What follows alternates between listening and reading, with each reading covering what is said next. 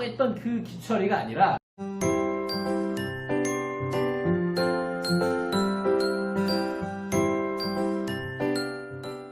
안녕하세요, 박준호입니다. 자, 이번 시간에는 이 원간섭기를 거쳐 나가면서 그것을 가만히 볼 수 없었던 세력과 이것을 유지하려고 하는 세력의 갈등에 대해서 알아보고자 합니다. 우리는 지난 2시간에 걸쳐 40여 년간 몽골과의 전쟁 상황을 알아봤고, 결국 고려는 몽골에 항복했으며 고려는 몽골의 신하국이 되는 상황으로 바뀌게 됩니다. 하지만 몽골의 인정 속에 우리 자신만의 고유 문화는 지켜나갈 수 있었었죠.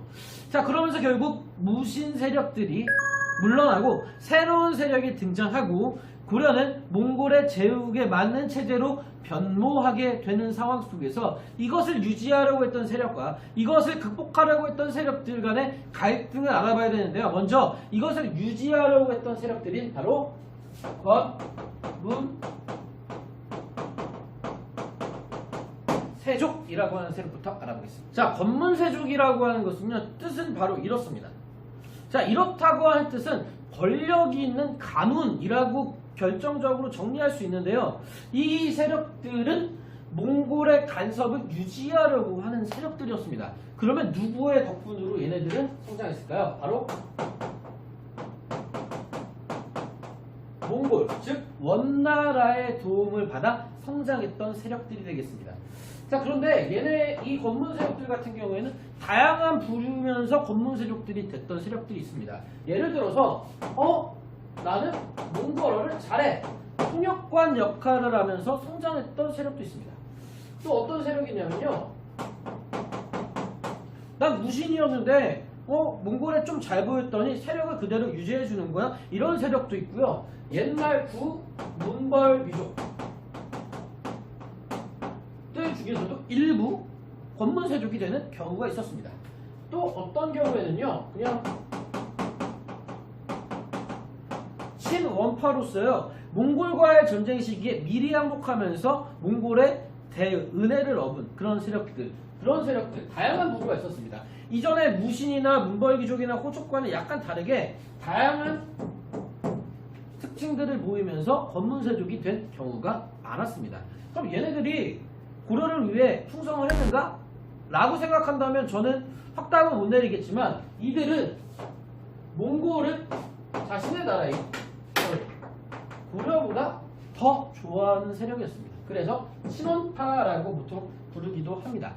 그렇다면 이 세력들은 어떻게 해서 이 정치적인 세력으로 성장했는가 살펴보면요, 당연히 기본적으로 몽골, 원의 도움을 받아 성장했을 가능성이 굉장히 높습니다. 그리고 또한 고려의 관리가 되기 위해서 거쳐야 하는 시험인 과거보다는 음서를 통해서 올라갔을 확률이 높은 세력들이 되겠습니다. 그 다음으로 이 사람들의 보통 그 머릿속에 있는 사상은요, 보통 불교적 색채가 강한 사람들이 바로 권문세족 세력들이 되겠습니다. 자, 그 다음으로 이 사람들은 보통 대부분 대토지를 소유하면서 이 대토지를 바탕으로 농장을 소유하고 있는 대규모 경제적 세력가, 이런 사람들이 바로 권문세족이 되겠습니다. 자, 이 권문세족의 대표적인 사람으로는요, 기철이라고 하는 사람이 있어요. 그 옛날에 한 2012년, 13년 이쯤에 했던 드라마 중에 MBC에서요, 기황후라고 하는 드라마가 있습니다. 우리 지원이 누나 나왔던 드라마인데요. 이 기황후의 오빠인 기철이, 그 검정고무신의 기철이가 아닙니다. 너희 아빠는 돌아가셨어! 우리 아빠 미국 갔다고! 했던 그 기철이가 아니라 기황후의 오빠가 되겠습니다. 동생이 몽골의 황제 부인 되거든요. 자식도 낳거든요. 왕자를 낳았다는 소리죠. 그거의 권세를 힘입어서 올라갔던 기철이라고 하는 세력이 있고요. 좀 이따 좀 알아보겠습니다. 그 다음에 몽골 통역을 잘해서 성장했던 조인규, 이런 세력, 이런 사람들이 굉장히 대표적인 권문세족들이었습니다. 만약에 이들이 몽골의 도움을 받아서 성장을 하고 음서를 통해서 관직에 진출하고 불교를 좋아하고 대농장이 있었더라도 그들이 백성들을 위해서, 고려를 위해서 충성을 바치며 열심히 관직 생활을 했다면 아무 말 하지 않겠죠. 하지만 이들은 친원파 세력이면서 고려는 자신의 그런 권력을 유지하기 위한 하나의 수단으로만 생각했던 사람들입니다. 굉장히 이전에 호족, 문벌귀족, 무신들에 비하면 더 악랄한 계층이라고 생각하시면 되겠습니다. 그럼 얘네들 어떻게 해야 될까요? 하지만 얘네들 뒤에는 몽골이 있기 때문에 너무나 강했던 세력이었죠. 그래서 이들을 제압하기 위해서 노력했던 왕들 굉장히 많습니다. 이 충렬왕, 충성왕, 충모가 여러 왕들이 이 검문 세력들을 몰아내려고 노력은 했지만 결국 실패합니다.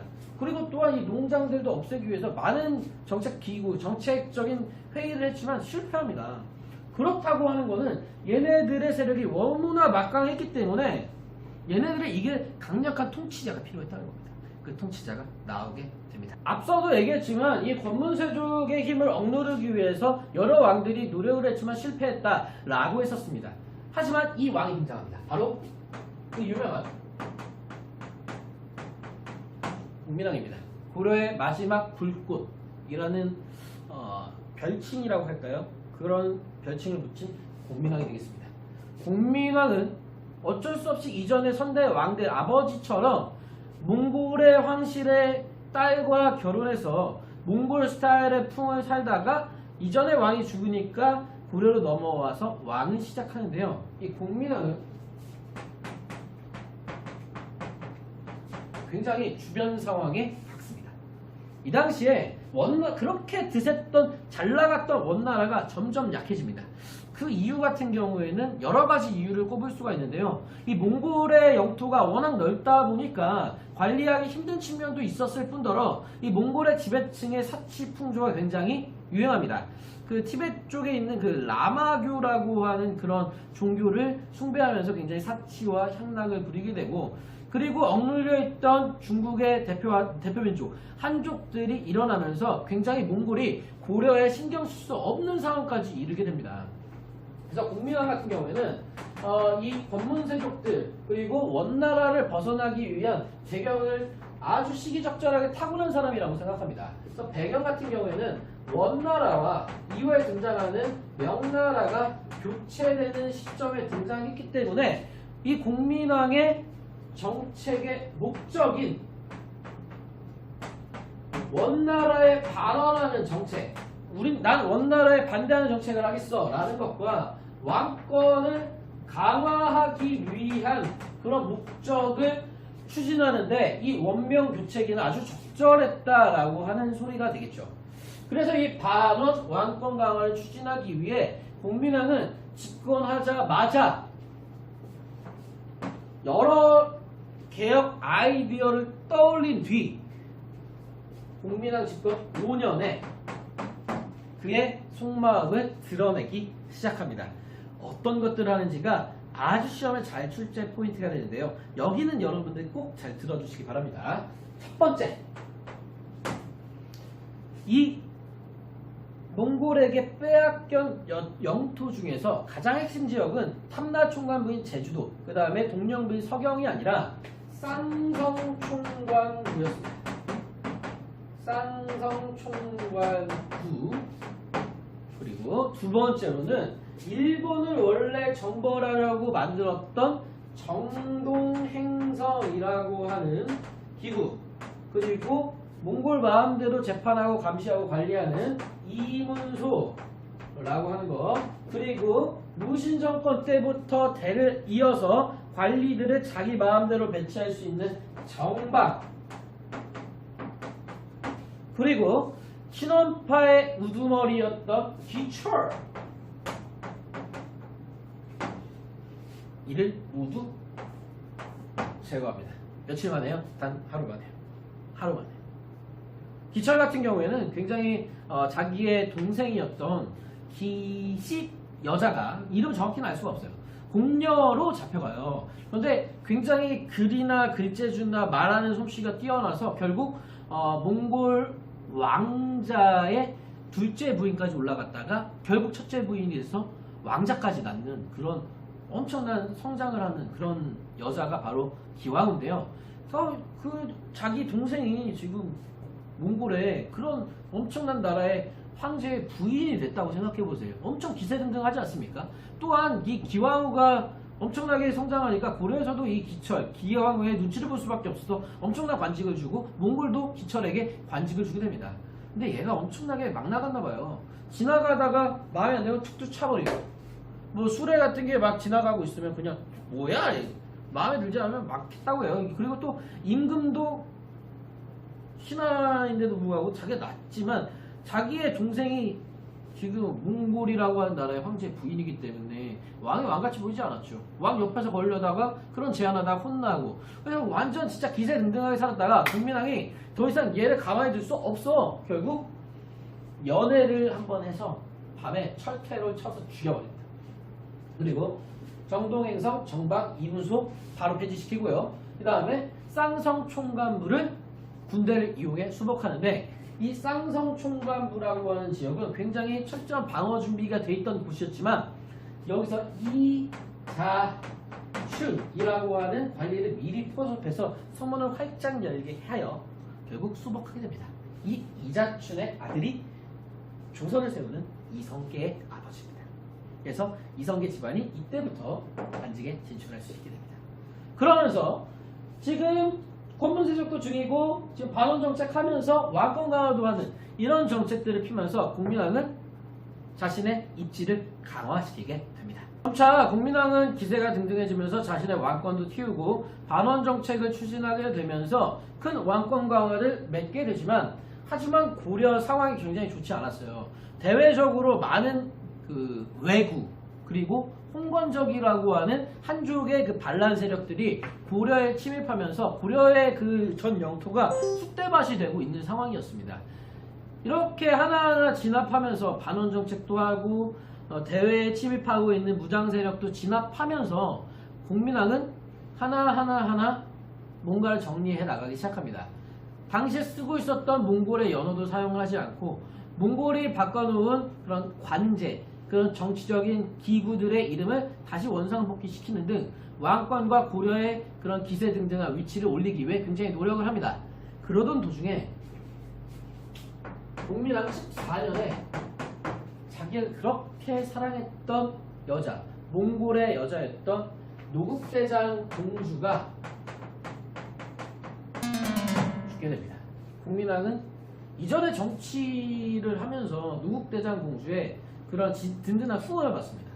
이전에 그런 몽골의 그런 왕비로 왔던 사람들은 자기의 입맛 채우느라고 바빴는데 이 노국대장 공주는 국민왕과 뜻이 잘 맞아서 국민왕의 그런 정책들을 많이 도와주기도 하고 심지어는 국민왕의 이러한 정책들을 반발하는 권문세족들의 급습, 암살 이런 것을 몸소 막아줬던 그런 국민왕에게는 귀중한 존재였는데 이 노국대장 공주가 죽으니까 그러한 의지들이 싹 사라집니다. 국민왕은 정치를 버리고 노국대장 공주의 초상화를 그려서 그것만 쳐다보기도 하고 혼자 밥을 먹질 못하니까 노국대장 공주랑 그냥 혼자 얘기하고 자기야 밥 먹었어. 난 먹고 있어. 당신이 없으니까 너무 슬퍼. 이러면서 굉장히 페인 같은 삶을 살게 되고 이러한 정치적 의지까지 모두 잃어버리고 하나의 승려에게 정치를 대신 맡게 됩니다. 그 사람 이름 바로 신돈입니다. 새로운 돼지 신돈이 되겠습니다. 이 신돈은 승려였습니다. 공민왕 같은 경우에 당시에 그런 세력을 떨치고 있었던 권문세족들 그리고 자신의 입맛에 맞는 그런 지지 세력보다는 아예 새로운 세력인 신돈에게 정치를 맡기면서 좀 새롭게 뜻있는 정치를 맡기고 자신은 뭔가 뒤에서 물러나 있기를 원했습니다. 그래서 신돈이 등용되면서 신돈은 지금 고려의 상황을 해결할 두 가지 정책을 피게 됩니다. 첫 번째, 전, 민, 변, 정, 도, 감 라고 하는 정책을 합니다. 자, 밭 전자예요. 백성 민자에 변할 변자에 정리한다는 기구가 되겠습니다. 토지와 백성을 정리한다. 맞게 이전의 노비양관법과 비슷하다고 보시면 됩니다. 불법적으로 토지를 빼앗긴 그리고 불법적으로 노비가 된 사람들을 원상 복귀시켜준다는 겁니다. 고려의 광종이 실시했던 노비양관법과 흡사한 목적이 있죠. 그래서 이 전민변정 도감을 설치하고 추진하게 되면서 권문 세력들의 힘은 점차 약해지고 왕권도 올라가고 백성들은 너무나 지금 너무나 와 귀인이 왔다고 너무나 좋아합니다. 덩달아 자신 국민왕의 인기까지 올라가게 되죠. 여기에 그래 신도 너 잘하고 있는데 나의 든든한 지지 기반을 만들어줄 세력들이 필요하다 라고 생각하면서 바로 그 유명한 대학교 성균관이라고 하는 것을 만들게 됩니다. 성균관 뭐 하는 데인지 알죠? 유학 공부하는 그런 과거제를 통한 합격한 세력들을 성균관에 입학시켜서 유학 공부를 시키면서 왕의 든든한 지지 기반 세력들을 만들기 위해서 신도는 이 두 가지 정책을 추진하게 됩니다. 이러한 정책이 추진되면서 고려는 더욱더 안정기를 겪게 되지만 신도의 인기가 너무 올라가는 거예요. 몽골에서도 명나라에서도 신도를 찾는 거예요. 그러다 보니 이제 사용할 대로 썼던 거죠. 토사구팽해버립니다.